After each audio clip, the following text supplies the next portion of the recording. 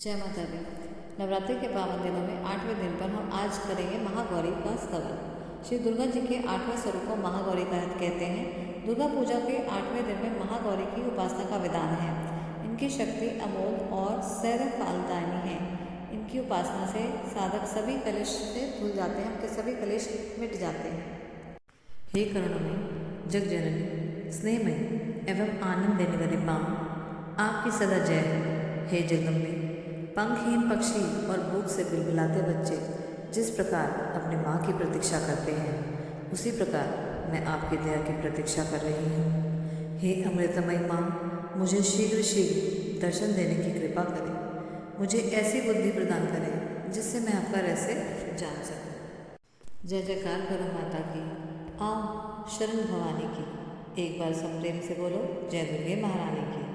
पहली देवी शैलपुत्री है कि ये बैल पर सवारी, अर्धचंद्र माथे पर सोहे, सुंदर रूप मनोहारी। लिए कमंडल फूल और कमल, रुद्राक्षों की माला, हुई दूसरी ब्रह्मचरणी, करे जगत में उजियारा। पूर्ण चंद्रमा से शोभित है देवी चंद्रघंटा माता, इनके सुमरन से निर्बल भी सबल शत्रु पे जय पाता। चौथी देवी कुष्मांडा है, इनकी लीला है न्यारी, अमृत भरा कलश है करवे, किए बाघ की सवारी। करने कमल सिंह पर आसन, सबका शुभ करने वाली, मंगलमयी सकन माता है, जबके दुख हरने वाली। मुनि कात्यायन की कन्या है, सबकी कात्यायनी माँ, दानवता के शत्रु, मानवता के सुखदायिनी माँ। सप्तम कालरात्रि देवी है, महाप्रलय ढाने वाली, प्राणी मात्र की रक्षा करती, महाकाल को खाने वाली। श्वेत बैल है वाहन जिनका, तन पे श्वेतांबर माला, यही माँ गौरी देवी है, सबकी जगदम्बा माता। शंख चक्र और गदा पद्म धारण करने वाली, यही सिद्धिदात्री देवी है, रिद्धि सिद्धि देने वाली। जय कल्याण में नव दुर्गे, जय हो शक्तिदायिनी माँ, जयति जयति चंडी नव दुर्गे, जय गिरजा महारानी माँ। आइए अब सुनते हैं अर्थ देवी कवच। श्री मार्कंडेय जी बोले, पितामह, जो इस संसार में परम गुप्त तथा मनुष्य की सब प्रकार से रक्षा करने वाला है, और जो अब तक आपने किसी अन्य के सामने प्रकट नहीं किया हो, ऐसा कोई साधन मुझे बताइए।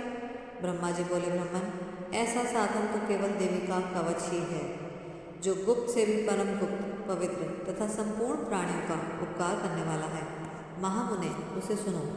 देवी की 9 मूर्तियाँ हैं, जिन्हें नवदुर्गा कहते हैं। उनके पृथक पृथक नाम इस प्रकार हैं। प्रथम नाम शैलपुत्री है, दूसरी मूर्ति का नाम ब्रह्मचारिणी है, तीसरा स्वरूप चंद्रघंटा के नाम से प्रसिद्ध है, चौथी मूर्ति को कुष्मांडा कहते हैं, पांचवी दुर्गा का नाम सकन माता है, देवी के छठे रूप को कात्यायनी कहते हैं, सातवां कालरात्रि और 8वां स्वरूप महागौरी के नाम से प्रसिद्ध है, नवी दुर्गा का नाम सिद्धिदात्री है। ये सब नाम सर्वज्ञ महात्मा वेद भगवान के द्वारा ही प्रतिपादित हुए हैं। जो मनुष्य अग्नि में जल रहा हो, रणभूमि में शत्रुओं से घिर गया हो, विषम संकट में फंस गया हो, तथा इस प्रकार वह से आतुर होकर जो भगवती दुर्गा के शरण में प्राप्त हुए हों, उनका कभी अमंगल नहीं होता। युद्ध के समय संकट में पड़ने पर उनके ऊपर कोई विपत्ति दिखाई नहीं देती है, उन्हें दुख, शोक और भय की प्राप्ति नहीं होती। जिन्होंने भक्तिपूर्वक देवी का स्मरण किया है, वह निश्चय ही वृद्धि को प्राप्त होते हैं। देवेश्वरी, जो तुम्हारा चिंतन करते हैं, उनके तुम निसंदेह रक्षा करते हो। चामुंडा देवी प्रेत पर आरूढ़ है, वाराही भैंसे पे सवारी करती है, ऐन्द्री का वाहन ऐरावत हाथी है, वैष्णवी देवी गरुड़ पर आसन जमाती है, माहेश्वरी वृषभ पर आरूढ़ होती है, कुमारी का वाहन मयूर है। भगवान विष्णु की प्रियतमा लक्ष्मी देवी कमल के आसन पर विराजमान है और वह हाथों में कमल धारण किए हुए हैं।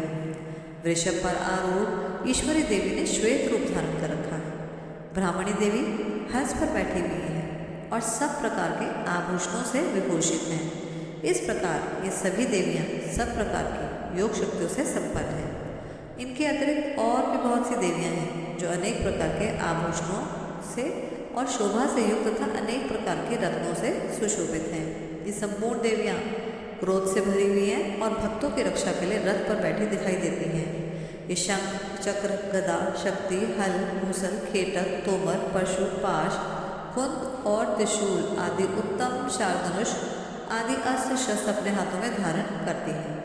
दैत्यों के शरीर का नाश करना, भक्तों को अभयदान देना और देवताओं का कल्याण करना, यही उनके शस्त्र धारण का उद्देश्य है। महान रौद्र रूप, अत्यंत घोर पराक्रम, महान बल और महान उत्साह देने वाली माँ, तुम महान भय को नाश करने वाले हो, तुम्हें नमस्कार है। तुम्हारी ओर देखना भी कठिन है। शत्रुओं को भय बढ़ाने वाली जगदम्बिके मेरी रक्षा करो। पूर्व दिशा में इंद्री मेरी रक्षा करे, अग्निकोण में अग्नि शक्ति, दक्षिण कोण में वैरागी और नैऋत्य कोण में खड्गदानी मेरी रक्षा करे। दक्षिण कोण में वाराही और नैऋत्य कोण में खड्गधानी मेरी रक्षा करे। पश्चिम दिशा में वारुणी और वैवाह कोण में मृग पर सवारी करने वाली देवी मेरी रक्षा करे। उत्तर दिशा में कुमारी, ईशान कोण में शूलधारणी देवी मेरी रक्षा करे। हे ब्रह्माणी, तुम ऊपर से मेरी रक्षा करो और वैष्णवी देवी नीचे से मेरी रक्षा करे। इसी प्रकार शक को अपना वाहन बनाने वाली चामुंडा देवी दसों दिशाओं से मेरी रक्षा करे। जया आगे से और विजया पीछे से मेरी रक्षा करे। वाम भाग में अजिता और दक्षिण भाग में अपराजिता मेरी रक्षा करे। उदोतनी शिखा की रक्षा करे। उमा मेरे मस्तक पर विराजमान होकर रक्षा करे। ललाट में मालाधारी रक्षा करे और यशस्वनी देवी मेरी बहों की रक्षा करे। बहों के मध्य भाग में त्रिनेत्रा और नथनों की यमघंटा देवी रक्षा करे। कालिका देवी कपोलों की तथा भगवती शांकरी कानों के मूल भाग की रक्षा करे। नासिका में सुगंधा और ऊपर के ओष्ठ में चर्चिका देवी रक्षा करे। नीचे के ओष्ठ में अमृत कला और जिहा की सरस्वती देवी रक्षा करे। कुमारी दांतों की रक्षा करे। चंडिका कंठ प्रदेश की रक्षा करे। चित्र घंटा गले की घंटी की और महामाया तालू में रहकर रक्षा करे। कामाक्षी थोड़ी की सर्वमंगला मेरे वाणी की रक्षा करे। भद्रकाली ग्रीवा की और धनुर्धारी मेरुदंड में रहकर रक्षा करे। कंठ के बाहरी भाग में नीलग्रीवा और नली कंठ की नली में नलकुबरी रक्षा करे। दोनों कंधों में खड्गनी और दोनों भुजाओं की वज्रधारणी रक्षा करे।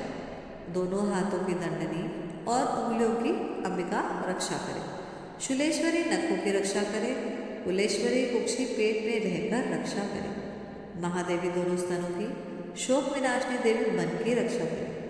ललिता देवी हृदय में और शूलधारणी उदर में रहकर रक्षा करे। नाभि में कामनी, गुह भाग में गुहेश्वरी रक्षा करे। पूतना और कामिका लिंग की रक्षा करे। महिषावादी बुधा की रक्षा करे। भगवती कटी भाग की, विंध्यवासिनी घुटनों की रक्षा करे। संपूर्ण कामनाओं को देने वाली महाबला देवी दोनों चरणों के विश्व भाग की रक्षा करे। श्री देवी पैरों की उंगलियों की, तलवासिनी देवी पैरों के तलवों में रहकर रक्षा करे। दृष्टा कराली देवी नखों की और ऊर्ध्व केशनी देवी केशों की रक्षा करे। रोम वालों के छिदों में कुबेरी तथा त्वचा की बागेश्वरी देवी रक्षा करे। पार्वती देवी रक्त, मज्जा, वसा, मांस, हड्डी और मेदे की रक्षा करे। आंतों की कालरात्रि और पित्त की मुक्तेश्वरी रक्षा करे। मूलाधार आदि कमल कोशों में पद्मावती देवी और कफ में चूड़ा देवी स्थित होकर रक्षा करें। नख के तेज की ज्वालामुखी रक्षा करें, जिसका किसी से भी अस्त्र से भेदन ना हो सके। वह अभेदा देवी शरीर की समस्त संधियों में रहकर रक्षा करे। हे ब्रह्माणी, आप मेरे वीर्य की रक्षा करें। छतेश्वरी छाया की रक्षा करें तथा धर्म धारणी देवी मेरे अहंकार, मन और बुद्धि की रक्षा करें। वज्रहस्ता देवी मेरे प्राण, अपान, व्यान, उदान और समान वायु की रक्षा करें। भगवती कल्याण चूर्णा मेरे प्राणों की रक्षा करें। रस, रूप, गंध, शब्द, स्पर्श इन विषयों को अनुभव करते समय योगिनी देवी मेरी रक्षा करें। सत्वगुण, रजोगुण, तमोगुण की रक्षा सदाय नारायणी देवी रक्षा करे। वाराही आयु की रक्षा करे। वैष्णवी देवी धर्म की रक्षा करे तथा चक्रणी देवी यश, कीर्ति, लक्ष्मी, धन तथा विद्या की रक्षा करे। इंद्राणी आप मेरे गोत्र की रक्षा करें। चंडिके तुम मेरे पशुओं की रक्षा करो। महालक्ष्मी पुत्रों की रक्षा करे। भैरवी मेरी पिता, पति या पत्नी की रक्षा करे। मेरे पद की सुपथा तथा मार्ग की क्षेमकारी रक्षा करे। राजा के दरबार में महालक्ष्मी रक्षा करे तथा सब ओर से व्याप्त रहने वाली विजया देवी संपूर्ण भयतापों से मेरी रक्षा करे। देवी जो स्थान इस कवच में नहीं कहा गया है अथवा रक्षा से रहित रह गया है, वह सब तुम्हारे द्वारा सुरक्षित हो। क्योंकि आप विजयशालिनी और पाप नाशनी हो। कवच के द्वारा सब ओर से सुरक्षित मनुष्य जहाँ जहाँ भी जाता है वहाँ वहाँ उसे धन का लाभ होता है तथा संपूर्ण कामनाओं को सिद्धि करने वाली विजय की प्राप्ति होता है।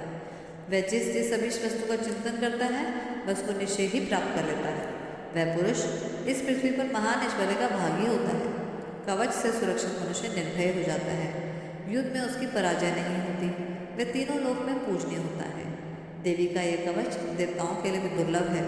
जो प्रतिदिन नियम पूर्वक तीनों संध्याओं के साथ श्रद्धा के साथ इसका पाठ करता है उसे देवी कला प्राप्त होती है तथा वह तीनों लोकों में कहीं भी पराजित नहीं होता। इतना ही नहीं, वह अपमृत्यु से रहित होकर 100 से भी अधिक वर्षों तक जीवित रहता है। उसके मकड़ी, चेचक और कोढ़ आदि संपूर्ण व्याधियाँ नष्ट हो जाती हैं। कनेर, भांग, अफीम, धतूरे आदि का स्थावर विष, सांप और बिच्छू आदि के काटने से चढ़ा हुआ जख्म विष, अहिफेन और तेल के संयोग आदि से बनने वाला कृत्रिम विष भी, ये सभी प्रकार के विष दूर हो जाते हैं। उस पर उसका कोई असर नहीं होता। इस पृथ्वी पर मारण, मोहन आदि जितने भी अभिचारिक तांत्रिक प्रयोग होते हैं तथा इस प्रकार के यंत्र मंत्र होते हैं वे सब इस कवच को हृदय में धारण कर लेने पर मनुष्य को देखते ही नष्ट हो जाते हैं। यही नहीं, पृथ्वी पर विचरने वाले ग्राम देवता, आकाशचारित देव विशेष, जल के संबंध से प्रकट होने वाले गण, उद्देश्य मात्र से सिद्ध होने वाले देवता, अपने जन्म के साथ प्रकट होने वाले देवता, कुल देवता, माला, डाकनी, शाकनी, अंतरिक्ष में विचरने वाली भगवती भयानक डाकनियाँ, ग्रह, भूत, पिशाच, यक्ष, गंधर्व, राक्षस, ब्रह्म राक्षस, विताल, कुष्मांड और भैरव आदि अनिष्टकारी देवता भी हृदय में कवच को धारण किए रहने मनुष्य को देखते ही भाग जाते हैं। कवचधारी पुरुष को राजा से सम्मान वृद्धि प्राप्त होती है। यह कवच मनुष्य के तेज को वृद्धि करने वाला और उत्तम है। कवच का पाठ करने वाला पुरुष अपनी कीर्ति से विभूषित भूतल पर अपने सुयश के साथ वृद्धि को प्राप्त होता है। जो पहले कवच का पाठ करके उसके बाद सप्तशती चंडी का पाठ करता है तब उसकी तब तक वन, पर्वत, कानन, पृथ्वी सहित ये पृथ्वी टिकी रहती है। तब तक वह पुत्र, पौत्र आदि कुल की परंपरा बनी रहती है। फिर देह का अंत होने पर वह पुरुष भगवती महामाया के प्रसाद से नित्य परम पद को प्राप्त होता है, जो देवताओं के लिए भी दुर्लभ है। वह सुंदर दिव्य रूप धारण करता है और सदा शिव के साथ आनंद का भागी होता है। जय माता दी। श्री अर्गला स्रोत। श्री मार्कंडेय जी बोले, जनता, मंगला, काली, भद्रकाली, कपालिनी, दुर्गा, क्षमा, शिवा, धात्री, स्वाहा, स्वधा इन नामों से प्रसिद्ध जगदम्बिके तुम्हें मेरा नमस्कार हो। देवी चामुंडे तुम्हारी जय हो।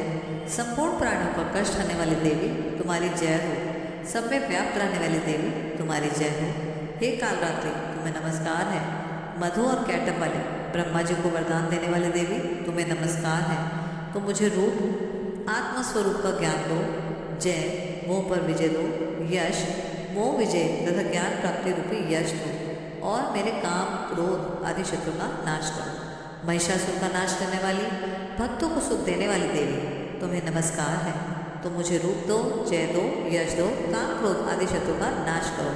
रक्त बीज का वध, चंडमुंड का विनाश करने वाली देवी तुम मुझे रूप दो, जय दो, यश दो, काम, क्रोध आदि शत्रु का नाश करो। शुभ और निशुभ, धूम्रलोचन का मर्दन करने वाली देवी तो मुझे रूप दो, जय दो, यश दो, काम, क्रोध आदि शत्रु का नाश करो। सबके द्वारा वंदित युगल चरणों वाली, संपूर्ण सौभाग्य प्रदान करने वाली परमेश्वरी तो मुझे रूप दो, जय दो, यश दो, काम, क्रोध आदि शत्रु का नाश करो। तुम्हारे रूप और चरित्र अचित्य हैं। तुम समस्त शत्रु का नाश करने वाले हो। तो मुझे रूप दो, जय दो, यश दो, काम, क्रोध आदि शत्रु का नाश करो। पापों को दूर करने वाले चरणों गए जो भक्तिपूर्वक तुम्हारे चरणों में सर्वदा अपना मस्तक झुकाते हैं, उन्हें तुम रूप दो, जय दो, यश दो, काम, क्रोध आदि शत्रु का नाश करो। रोगों का नाश करने वाले चंडिके जो भक्तिपूर्वक तुम्हारी स्तुति करते हैं, उन्हें तुम रूप दो, जय दो, यश दो और उनके काम, क्रोध आदि शत्रु का नाश करो। चंडिके इन संसार में जो भक्तिपूर्वक तुम्हारी पूजा करते हैं, उन्हें रूप दो, जय दो, यश दो और काम, क्रोध आदि शत्रु का नाश करो। मुझे सौभाग्य, आरोग्य दो, परम सुख दो, रूप दो, जय दो, यश दो, काम, क्रोध आदि शत्रु का नाश करो। जो मुझसे द्वेष रखते हैं उनका तुम नाश करो। मेरे बल की वृद्धि करो। रूप दो, जय दो, यश दो, काम क्रोध आदि शत्रु का नाश करो। देवी मेरा कल्याण करो, मुझे उत्तम संपत्ति प्रदान करो। रूप दो, जय दो, यश दो और काम क्रोध आदि शत्रु का नाश करो। अंबिके, देवता और असुर दोनों ही अपने माथे की मुकुट की मणियां तुम्हारे चरणों पर खींचते हैं। तुम रूप दो, जय दो, यश दो, काम क्रोध आदि शत्रु का नाश करो। तुम अपने भक्तजनों को विद्वान, यशस्वी तथा लक्ष्मीवान बनाओ तथा रूप दो, जय दो, यश दो, काम क्रोध आदि शत्रु का नाश करो। प्रचंड दैत्य का दर्प करने वाली चंडिके, मुझे शरणागत को रूप दो, जय दो, यश दो, काम क्रोध आदि शत्रु का नाश करो। चतुर्मुख ब्रह्मा जी के द्वारा प्रशंसित हे चार भुज वाली परमेश्वरी, तो मुझे रूप दो, जय दो, यश दो, काम क्रोध आदि शत्रु का नाश करो। देवी अंबिके, भगवान विष्णु नित्य निरंतर भक्तिपूर्वक तुम्हारी स्तुति करते रहते हैं, तो मुझे रूप दो, जय दो, यश दो, काम क्रोध आदि शत्रु का नाश करो। हिमाचल की कन्या पार्वती के पति महादेव जी के द्वारा प्रशंसित होने वाले परमेश्वरी, तो मुझे रूप दो, जय दो, यश दो, काम क्रोध आदि शत्रु का नाश करो। शचीपति इंद्र के द्वारा सद्भाव से पूजित होने वाले परमेश्वरी, तो मुझे रूप दो, जय दो, यश दो, काम क्रोध आदि शत्रु का नाश करो। प्रचंड भुजदंडों वाले दैत्यों को घमंड करने वाली देवी, तो मुझे रूप दो, जय दो, यश दो, काम क्रोध आदि शत्रु का नाश करो। देवी अंबिके, तुम अपने भक्तजनों का सदा असीम आनंद प्रदान करने वाली हो, तो मुझे रूप दो, जय दो, यश दो, काम क्रोध आदि शत्रु का नाश करो। मन की इच्छा के अनुसार चलने वाले मनोहर पति का प्रदान करो। जो मनुष्य इस स्रोत का पाठ करके सब शक्ति रूपी महास्रोत का पाठ करता है, वह सब शक्ति की जब संख्या से मिलने वाले श्रेष्ठ फल को प्राप्त कर लेता है, साथ ही वह प्रचुर संपत्ति भी प्राप्त कर लेता है। श्री कीलक स्रोत। चंडिका देवी को नमस्कार है। श्री मार्कंडेय जी बोले, विशुद्ध ज्ञान ही जिनका शरीर है, तीनों वेद ही जिनके दिव्य नेत्र हैं, जो कल्याण प्राप्ति के हेतु हैं तथा अपने मस्तक पर अर्धचंद्र का मुकुट धारण करते हैं, उन भगवान शिव को नमस्कार है। मंत्रों का जो अभिकीलक अर्थात मंत्रों की सिद्धि में विघ्न उपस्थित करने वाला शाप रूपी कीलक का जो निवारण करने वाला है, उस सप्तशती स्रोत को संपूर्ण रूप से जानना चाहिए। यदि सप्तशती के अतिरिक्त अन्य मंत्रों के जप से भी निरंतर जो जप में लगा रहता है, वह भी कल्याण का भागी होता है। उसके भी उच्चाटन आदि कर्म सिद्ध होते हैं और उसे भी समस्त दुर्लभ वस्तुओं की प्राप्ति होती है। तथापि जो अन्य मंत्रों का जप न करके केवल इस सप्तशती नामक स्रोत से ही देवी की स्तुति करते हैं, उन्हें स्तुति मार्ग से ही देवी सिद्ध हो जाती है। उन्हें अपने कार्य की सिद्धि के लिए मंत्र, औषधि तथा किसी अन्य साधन के उपयोग की आवश्यकता नहीं रहती है। बिना जप के ही उसके उच्चाटन आदि समस्त अभिचारिक कर्म सिद्ध हो जाते हैं। इतना ही नहीं, उनकी संपूर्ण अभीष्ट वस्तुएं भी सिद्ध होती हैं। लोगों के मन में यह शंका थी कि जब केवल सप्तशती की उपासना से ही अथवा सप्तशती को छोड़कर अन्य मंत्रों की उपासना से भी समान रूप से सब कार्य सिद्ध होते हैं, तब उनमें से श्रेष्ठ कौन सा साधन है? इस पर भगवान शिव ने उनके पास आए और जिज्ञासुओं को बताया कि सप्तशती नामक संपूर्ण स्रोत ही सर्वश्रेष्ठ एवं शुभदायी है। तब भगवती चंडिका ने सप्तशती नामक स्रोत को महादेव जी से कहकर उसे गुप्त कर दिया। सप्तशती के पाठ से जो पुण्य प्राप्त होता है, उसकी कभी समाप्ति नहीं होती है, किंतु अन्य मंत्रों के जप जन्य पुण्य की समाप्ति हो जाती है। अतः भगवान शिव ने अन्य मंत्रों की अपेक्षा जो सप्तशती को श्रेष्ठता का निर्णय दिया है, वह अन्य मंत्रों को जप करने वाला पुरुष भी यदि सप्तशती के स्रोत और जप का अनुष्ठान कर ले, तो वह भी पूर्ण रूप से कल्याण का भागी होता है। इसमें तनिक भी संदेह नहीं है। जो साधक कृष्ण पक्ष की चतुर्दशी अथवा अष्टमी को एकाग्रचित होकर भगवती की सेवा में अपना सर्वस्व समर्पित कर देता है, फिर उसे प्रसाद रूप में ग्रहण करता है, उस पर भगवती माँ प्रसन्न होती है, अन्यथा उसकी प्रसन्नता प्राप्त नहीं होती है। इस पर सिद्धि के प्रतिबंधक रूप कीलन के द्वारा महादेव जी ने इस स्रोत को कीलित कर रखा है। जो ऊपर बताई गई विधि से निष्कीलन करके सप्तशती स्रोत का प्रतिदिन स्पष्ट उच्चारण पूर्वक पाठ करता है, वह मनुष्य सिद्ध हो जाता है, वही देवी का पार्षद होता है और वही गंधर्व भी होता है। सर्वत्र विचरते रहने पर उसे संसार में कहीं भी भय नहीं होता है, वह अकाल मृत्यु के वश में नहीं पड़ता तथा देह त्यागने के बाद मोक्ष को प्राप्त होता है। अतः कीलन को जानकर उसका परिहार करके ही सप्तशती का पाठ आरंभ करना चाहिए। जो ऐसा नहीं करता उसका नाश हो जाता है। इसलिए कीलन और निष्कीलन का ज्ञान प्राप्त करने पर ही यह स्रोत निर्दोष होता है और विद्वान पुरुष का इस स्रोत निर्दोष स्रोत का ही पाठ आरंभ करते हैं। स्त्रियों में भी जो भी सौभाग्य आदि दृष्टि को रुचा रहता है वह भी सब इस देवी के प्रसाद का ही फल है। अतः इस कल्याणदायक स्रोत का सदा जप करना चाहिए। इस स्रोत को मंद स्वर से पाठ करने पर कम फल की प्राप्ति, उच्च स्वर से पाठ करने पर पूर्ण फल की प्राप्ति होती है। अतः उच्च स्वर से ही इसका पाठ आरंभ करना चाहिए, जिसके प्रसाद से ऐश्वर्य, सौभाग्य, आरोग्य, संपत्ति, शत्रु का नाश और मोक्ष की भी प्राप्ति होती है। उन कल्याणदायी जगदम्बा की स्तुति मनुष्य क्यों नहीं करते। नवरात्रि के 8वें दिन पर आज हम अध्ययन करेंगे 13वां अध्याय, राजा सूरत और वैश्य को देवी का वरदान। श्री मार्कंडेय जी बोले, राजा, इस प्रकार मैंने तुमसे देवी के उत्तम महात्म्य का वर्णन किया है जो इस जगत को धारण करती हैं। उन देवी का ऐसा ही प्रभाव है, वे ही विद्या ज्ञान को उत्पन्न करती हैं। भगवान विष्णु की माया स्वरूप इन भगवती के द्वारा ही तुम ये वैश्य अनाय जन विवेकी जन मोहित होते हैं और आगे भी मोहित होंगे। महाराज, तुम इन्हीं परमेश्वरी की शरण में जाओ। आराधना करने पर वे मनुष्यों को भोग, स्वर्ग तथा मोक्ष का प्रदान करती हैं। श्री मार्कंडेय जी बोले, कौशिकटेय जी के मैदा मुनि ने जब ये वचन सुनकर राजा सूरत ने उत्तम व्रत का पालन करने का सोचा तो महाभाग महर्षि को प्रणाम किया। वे अत्यंत ममता के कारण और राज्यच्युत होने से बहुत ही खिन्न हो चुके थे। महामुनि इसलिए विरक्त होकर वे राजा और तथा वैश्य तत्काल तपस्या करने को चले गए और वे जगदम्बा के दर्शन के लिए नदी के तट पर रहकर तपस्या करने लगे। राजा तथा वैश्य उत्तम देवी सूक्त का जप करते हुए तपस्या में प्रवृत्त हुए। वे दोनों नदी के तट पर देवी की मिट्टी की मूर्ति बनाकर पुष्प, धूप और हवन तथा देवी के द्वारा ही जितने भी उनकी आराधना थी उन्हें वो करने लगे। उन्होंने पहले तो आहार को धीरे धीरे कम किया और फिर बिल्कुल निराहार रहकर ही देवी को मन में बसाकर, मन लगाकर एकाग्रता पूर्वक उनका चिंतन आरंभ करने लगे। वे दोनों अपने शरीर के रक्त से बलि देते हुए 3 वर्षों तक लगातार संयम पूर्वक देवी की आराधना करते रहे। इस पर प्रसन्न होकर जगत को धारण करने वाली चंडिका देवी ने प्रत्यक्ष दर्शन देकर उन्हें कहा। देवी बोली, राजा तथा अपने कुल को आनंदित करने वाले वैश्य, तुम लोग किस वस्तु की अभिलाषा रखते हो, मुझसे मांगो, मैं संतुष्ट हूँ, अतः मैं तुम्हें वह सब कुछ दूंगी। श्री मार्कंडेय जी बोले, जब राजा ने दूसरे जन्म में न नष्ट होने वाला राज्य मांगा और तथा इस जन्म में भी शत्रुओं की सेना को बलपूर्वक नष्ट करके पुनः अपना राज्य प्राप्त कर लेने का वर मांगा। वैश्य ने भी चित्त संसार की ओर से खिन्न तथा विरक्त हो चुके थे, अतः उन्होंने भी अहंता रूपी आसक्ति का नाश करने वाला ज्ञान मांगा। देवी बोली, राजा, तुम थोड़े ही दिनों में शत्रु को मारकर अपना राज्य प्राप्त कर लोगे। अब वहाँ तुम्हारा राज्य स्थिर रहेगा।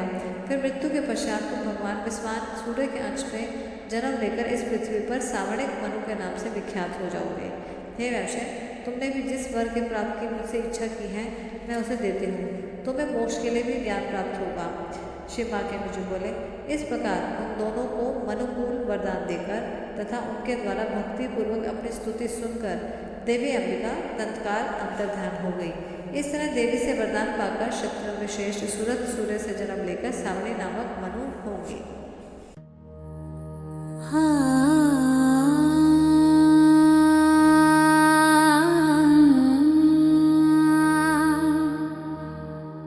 जय अम्बे गौरी मैया, जय श्यामा गौरी, तुमको निश दिन ध्यावत हरे ब्रह्मा शिवरी। जय जय जय जय माँ, जय जय माँ, जय जय माँ, जय जय माँ, जय जय माँ, जय जय माँ, जय जय। मांग सिंदूर विराजत के को मृग मद को, उज्ज्वल से दो नैना चंद्र वदननी को। हाँ तेरी कृपा की ज्योति हर दिल में समाई, जो भी नाम जपे तेरा उसकी बिगड़ी बन जाई। कनक समान कलेवर रक्तांबर राजे, रक्त पुष्प गलमाला कंठन पर साजे। कहरी वाहन राजत खड्ग खप्पर धारी, सुर नर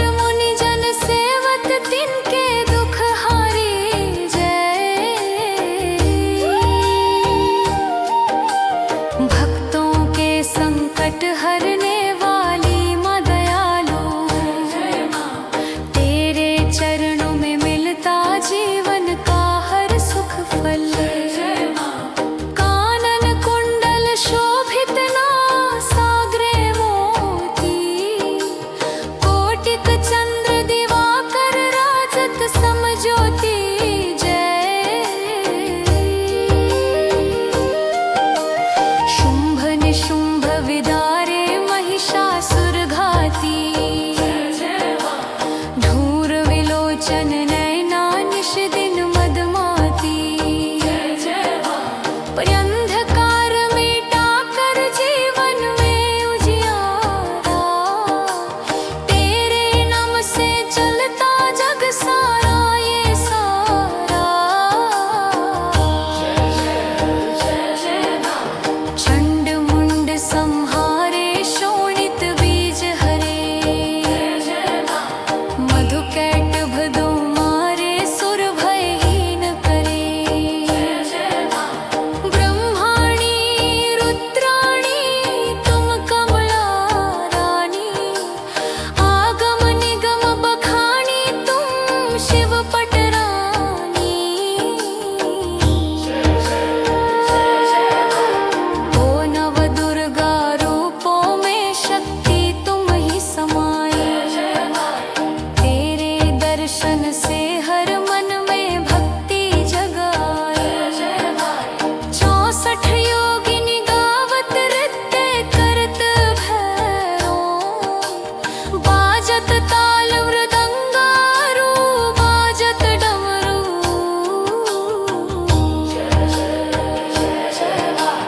तुम ही जग की माता तुम ही हो भरता भक्तन की दुख हरता सुख संपदा